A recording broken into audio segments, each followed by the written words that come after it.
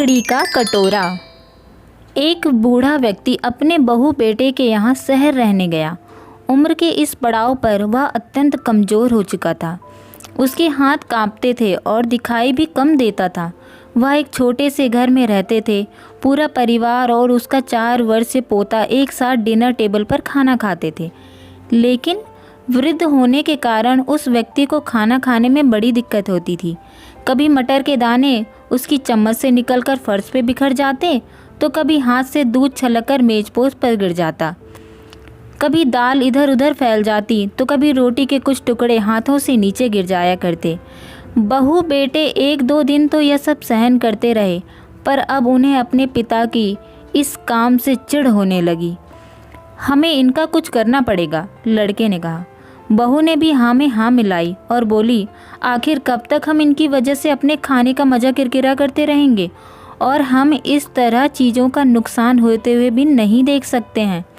तुम अपने पिताजी से कुछ कहो, नहीं तो यहाँ से चले जाने के लिए कह दो।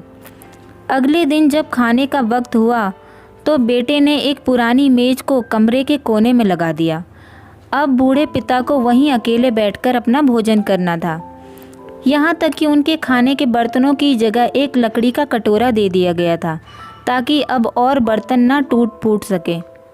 बाकी लोग पहले की तरह ही आराम से बैठकर खाते, और जब कभी कभार उस बुजुर्ग की तरफ देखते तो उनकी आंखों में आंसू दिखाई देते थे। यह देखकर भी बहू बेटे का मन ना पिघलता। वो उनकी छोटी से छोटी गलती पर ढेरों बातें सुना देते। वहाँ बैठा बालक भी यह सब बड़े ध्यान से देखता रहता। एक रात खाने से पहले उस छोटे बालक को उसके माता पिता ने ज़मीन पर बैठकर कुछ करते हुए देखा तो पूछा, तुम यहाँ क्या कर रहे हो, क्या बना रहे हो? पिता ने पूछा। बच्चे ने बड़ी मासूमियत के साथ उत्तर दिया, अरे मैं तो आप लोगों के लिए एक लकड़ी का कटोरा बना रहा हूँ, ताकि जब मैं बड़ा हो जाऊँ तो आप लोग इसमें खा सकें। और वह पुनः अपने काम में लग गया। पर इस बात का उसके माता पिता पर बहुत गहरा असर हुआ। उनके मुंह से एक भी शब्द नहीं निकला और आंखों से आंसू बहने लगे। उन दोनों को अपने करनी का पश्चाताप होने लगा। वो दोनों बिना बोले ही समझ चुके थे कि अब उन्हें क्या करना चाहिए। उस रात को वो अपने बूढ़े पिता को वापस डिनर टेबल पर ले आए और फिर से कभी उनके साथ ऐसा अभद्र व्यवहार न किया। दोस्तों, हमारे घर में भी बड़े बुजुर्ग होते हैं और हम उनके साथ अनजाने में ही कभी कभी ऐसा बर्ताव करने लगते हैं जो उन्हें बहुत दुख दे देता है और हमें समझ में नहीं आता।